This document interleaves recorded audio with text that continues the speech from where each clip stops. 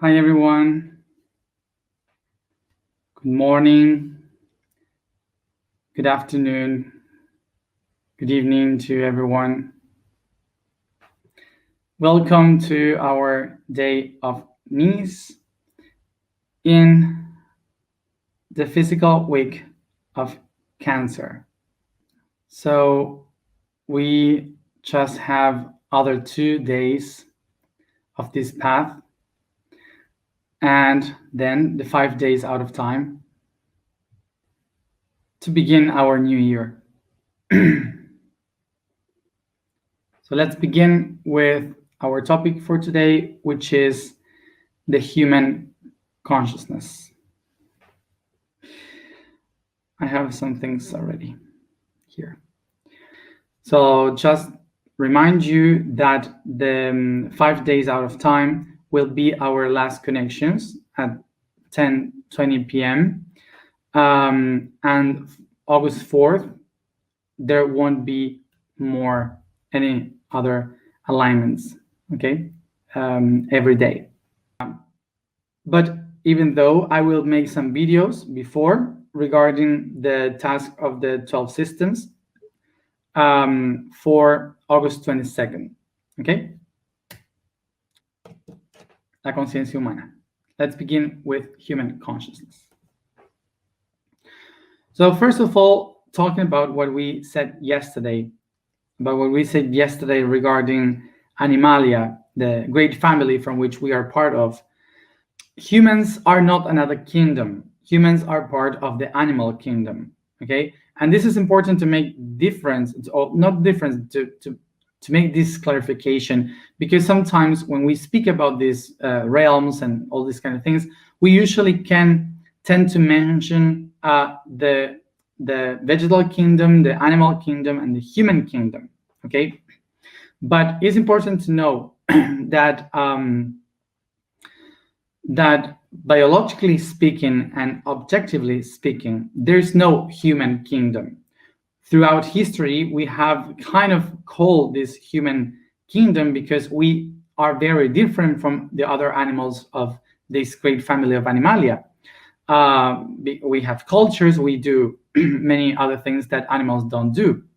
But actually, there's nothing biologically that separates from any other animal. So we are part of the animal kingdom. We are not a human kingdom.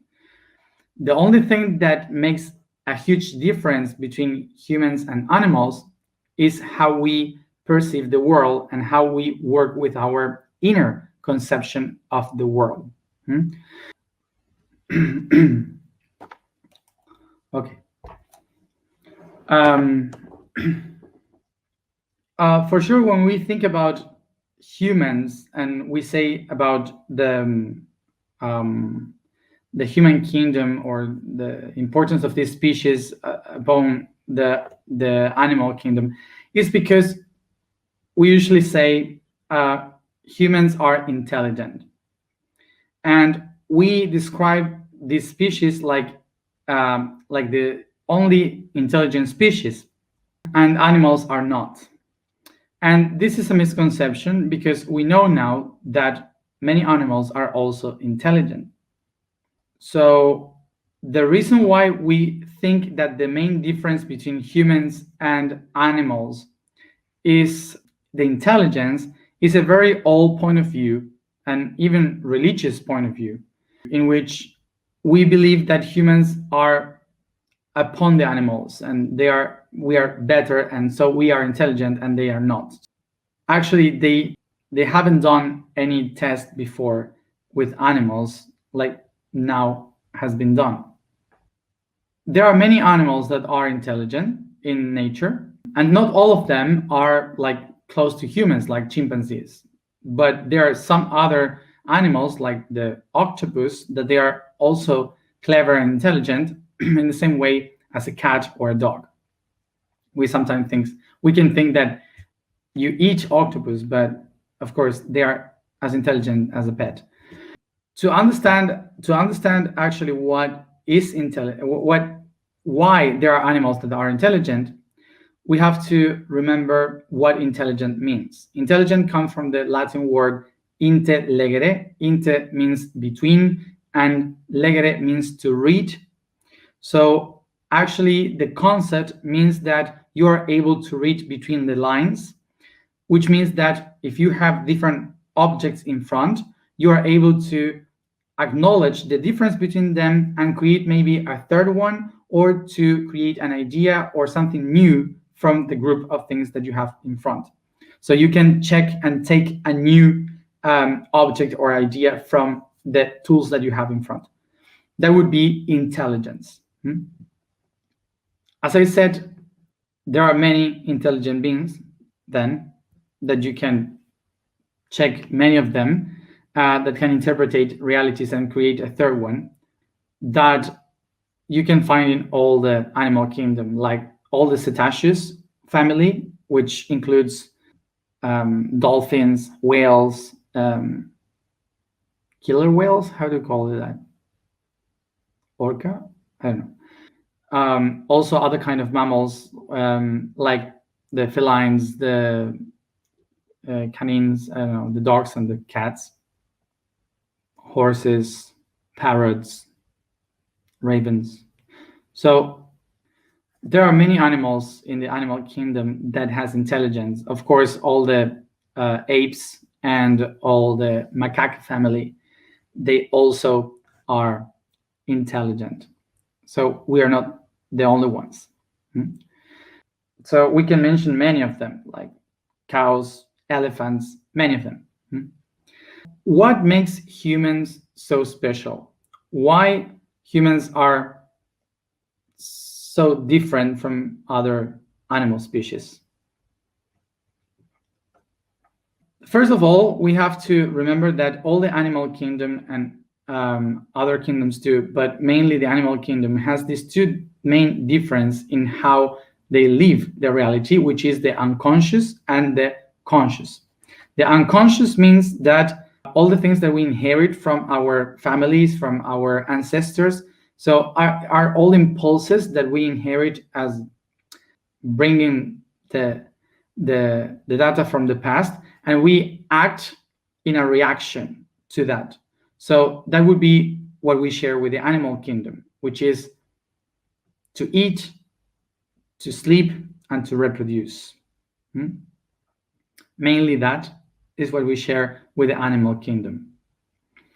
When we start to speak about the consciousness of the animal kingdom, we can understand that the animal kingdom have evolved in different ways to supply the unconscious needs. So the need for food, the need to sleep, the need to reproduce, they were evolving mostly in mammals to develop a way in which they could connect different individuals by emotions. So they started to create in the brain new perceptions of how to become together as one in order to survive, so they could take care of food, of sleeping, and taking care of one another. So mainly mammals, but also some reptiles, some fishes, some birds, they also evolved in a way that they have relationships, they have a communication, they have love, they have fun. And all these emotions, all these sharings with humor, with love and sharing and all these things are not from the animal kingdom, are not from the human kingdom, are from the animal kingdom. Many animals share these emotions because it helps to them to survive. Okay, so we evolved in this way in order to improve our survival skills. Okay, because of this, we cannot say that also humans are different from the animal kingdom because we have a very complex communication system, or because we have emotions and links and traditions, because many animals have the same. Okay, have a complex system of communication. Some of them they have a very complex relationships with emotion, even getting fun and falling in love. So that's not something singular from humans. That's not original from humans. We took it from the animal kingdom. So what's unique of humans? So what is the main difference in between all the animal kingdom and humans? It's just the idea that we can live and perceive the reality from the subjective point of view, and we even can take the subjective point of view and manifest it into the objective point of view.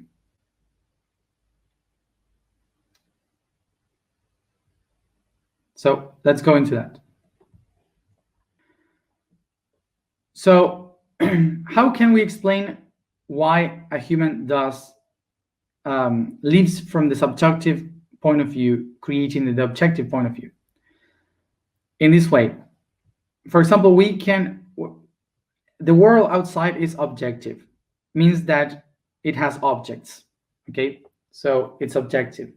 And you can see things in the outer world, but when you see them as a human, you can perceive that, and inside of you have a perception, and you create a new idea of it, totally different from what you are seeing. And inside of you, with imagination, you're able to design it in a different way and then manifest it outside as something new. For example, something new that doesn't even have a specific goal in survival. For example, to make a painting, something artistic. It doesn't really have a specific survival need, okay? But it's something that you were able to do because you could interpret the objective reality and create a subjective point of view. And the biggest example of all is to look into the sky and believing that there is a God in the sky. All the people in the planet have been living and creating cultures and traditions and religions, believing that there is a God in the skies, a God that you cannot see, that you just can't imagine. And that's subjective. That's something that no other animal species have ever done, because they don't build realities related to invisible ideas. So basically, the main difference that we humans have with all the rest of the animal species is that we have the ability to see things that are not there. And this is related to everything in every level of a human being. So, for example, in religion, is believing in a God that you cannot see. So it's subjective. You just can feel it or try to imagine that, but it's not objective. In terms of politics, for example, to be from the right, to be from the left, to be center, subjective. It's subjective. It's not something real. It's just a perception. In education, for example, pedagogy is subjective. It's not real. It's just ideas. Okay. In economy, for example, capitalism, communism, free market, that's all ideologies. That's just subjective things. We are the only species from the animal kingdom that live a complete life and an entire society and a complete history through topics that doesn't exist. And this has 2 points of view, one good and the other one bad, as everything in life. So the good thing is, of course, that we wouldn't have done anything that we have done without that point of view of subjective reality upon the objective reality. Is all the arts, all the literature, all the the traditions, culture, technology, inventions that we have done in our entire history to be what we are today, it was because we were able to see beyond from what is there in front of us. That we have to see beyond what is there is not intelligence, is our ability to see the reality in a subjective way. So the bad thing of this ability is that it would be impossible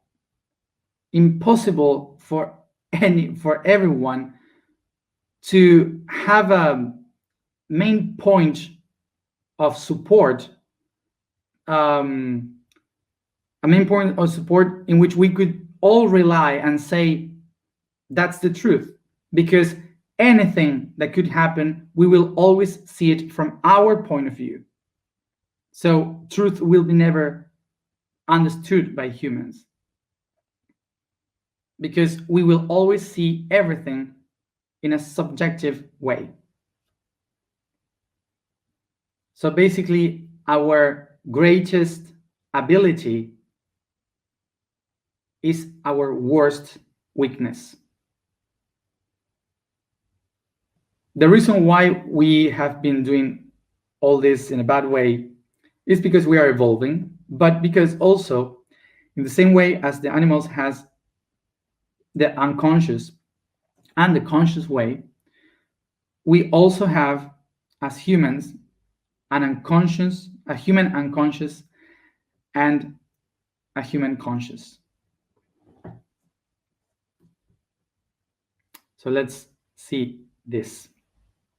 The unconscious point of view of a human consciousness, the human unconscious, would be basically that a person that is living through the unconsciousness will be the one that lives its life believing that everything that person sees is real.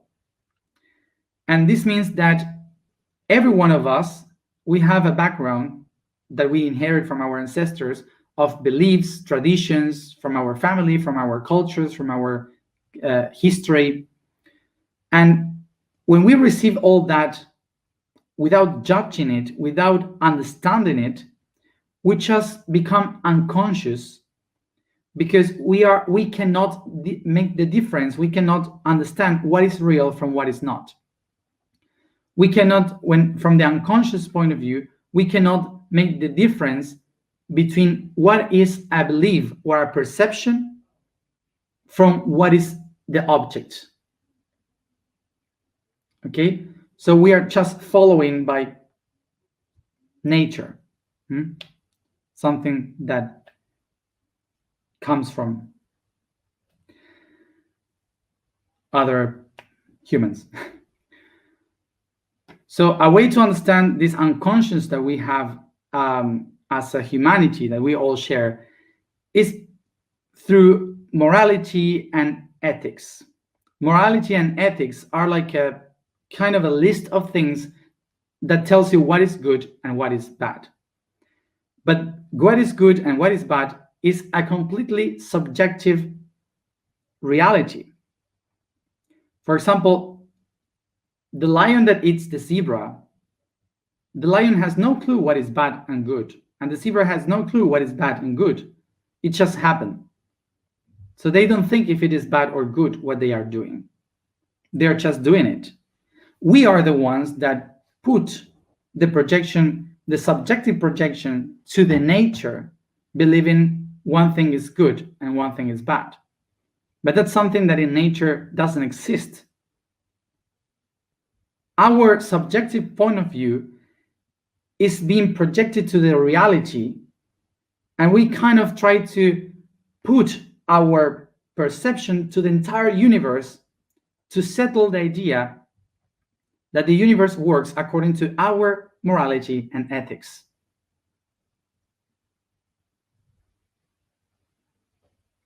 That's an unconscious point of view. unconscious point of view. For example, in nature, there's only one line to follow, which is survival. Everyone agrees that we have to survive. But we humans put kind of a value in that, which is what is bad and what is good. So we interpret that it's bad everything that can kill us. So we start to measure everything that is bad according to something that can kill us. Okay, but nature doesn't think about that. Nature is, okay, I have to survive, but it's not making a morality of thinking what is good and what is wrong. We are the only ones doing that. So what I want to say with this, I'm not saying that what we do is bad, of saying what is good and what is wrong. I'm not saying that that's wrong, that we are doing it bad, and that the nature is doing it right because it's objective. So what I am saying is that what we are doing unconsciously is to project our subjective point of view into something that is objective, which is actually not like this. We are unconsciously projecting our points of view into objective, which is not to say, which I'm not mean, I'm not meaning that what we do is wrong of thinking about good and bad. Why is not? Because subjective is basically our evolution. Our path of evolution is through ethics and morality. We have to think it like in this way, like for example, a monkey that is evolving and is jumping to the other branch to try to catch it, and it's evolving. It's in a process of evolution to try to know how to jump from one tree to another. So we are doing exactly the same with morality and ethics. We are trying to understand what is good, what is wrong, in the same way as a monkey is trying to catch the other branch. We are still in process of evolution. That's why we are doing a mess with our subjectivity, with our morality and ethics, because we have no clue which one is the right one. We are trying to evolve. Trying to evolve. So this evolution that we have taken in the subjective way has been something that took us to a path that made a lot of confusions along history. Okay, but even today, there is a very misconception from what is subjective and what is objective. So I spoke about a conflict that today is very, very powerful for us today. I wrote about that in the blog, which are two concepts, which are racism and no-binary sexuality, which are very actual topics. And for sure, many of you won't agree with me, maybe, because everything is subjective. Related to racism, the word race. The word race is a very old word that sometimes we don't actually know from where it comes from, but one of the probably most accurate origins is the word ras in Arab, that means head. So it was a way in which you can difference from one to another, like, oh, this has this face, this has this other face, this has this kind of head. So it was a way to interpret the different kind of people. So along history, different types of concepts of races started to be used to separate people, which was not the goal of the word race, but it was used in order to do that, to slave people. So they started to slave people according to the heads, according to the race that they had. And this created this concept, this this idea that you can be upon some other race and one is better than the other. This made that through history, the word racism, has been connected to slavery. And just, I don't know, 60 years ago, they decided to change this for the word ethnics. So an ethnia. So they took the word race to call ethnia or ethnicity. And ethnicity also means separation, segregation in between different cultures and races. It's the same word, but it comes from another language and it was used for another thing. It doesn't have the same weight, the same heavy from slavery. So that's why we are using that. But as you can picture, we are just mentioning the same word, the same concept with a different word, just because history and something that was subjective. So actually, we are not taking care of the real problem, which is to accept that there are many races and the beauty of humanity being different. The beauty of humanity is that we have different races and that each one has a specific capacity and every individual is unique. That's the most important thing to acknowledge about races. The thing is that in history, they took that attribute of humanity and they took it against humans. But what we are doing is just covering now with different words and different concepts the reality. You cannot change the reality that there are many races, but you can put many ideas, subjective ideas upon, but that's what creates the conflict. Okay. So another example of this is the binary concept of humanity, the no binary. No binary is really a very subjective concept because nobody can tell you what you are. That's for sure. What you consider that you are. A man can feel and recognize itself as a woman. A woman can feel and recognize herself as a man.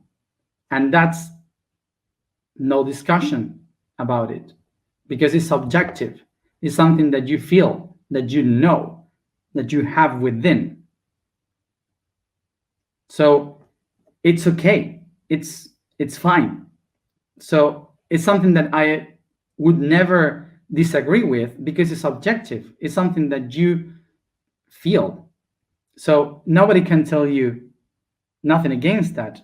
If you feel that you are a man or a woman, if you feel that you are no binary, it's perfect. Indeed, actually, when our human evolution is trying to go to that neutrality,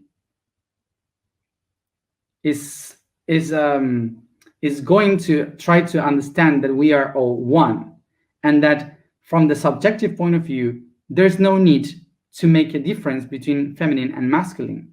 That's of course that's something that I also agree with that. But when we go to the objective, there is only binary unless you are a hermaphrodite. There is masculine and feminine, and that's it. Those are the two sexes that you can find. So it's a really huge problem sometimes when maybe you have, I don't know, a conflict and someone has to attend you like with medicine, and maybe you say I'm a man but you're a woman, and they put you some I don't know, medicine that is not good for a woman, this kind of things that objectively in biology you cannot say I am a woman if you're a man. That's what I mean. So objectively, Your body is woman or male. Subjectively, you can be whatever you want. You are whatever you want. But this is our human evolution. The conflict that we have here is that we are trying again through unconsciousness to put our subjective point of view into the objective point of view. That's the main conflict that we are having. How do we become conscious? What is human consciousness? Human consciousness is when we take our subjective point of view in order to relate and connect the different objective points, the objective realities. As an example for this, we can understand the next. Most of the animals and other species and vegetables, they don't have a specific idea of the other one. Just a few species of animals like dogs, cats, whales, dolphins, some of those species of those mammals, they are aware of the other ones, of the other species. But they don't have the clue exactly of the other one being a group of something and what place that other being is occupying in the entire network of the planet. Actually, the humans are the only animals that can relate why every species is important. Is the only animal that can study each one of them and look for solutions to solve their problems. Because we subjectively can see a network connecting all of them. This is why, from subjective point of view, humans can help many species, can help to create a network to help the planet, the global warming, and so on. Because we can see beyond from what animals see right there. The animals see right there the problem. We can see beyond the future. So because we see reality in a subjective way, different from all the animals, we can prevent and make a provision of the problem so we can think about the solutions. So I'm speaking about the conscious, okay? I'm not speaking about the unconscious, because the unconscious, like most of the humans, if they have to cut trees, they cut trees to build houses because everyone have done that in the past. Everyone has cut trees, so why not cut trees? So that's unconscious, okay? I'm just speaking about conscious. The subjective point of view is the one that helps humans to see the future, to imagine the future, and of course, to solve problems in a network.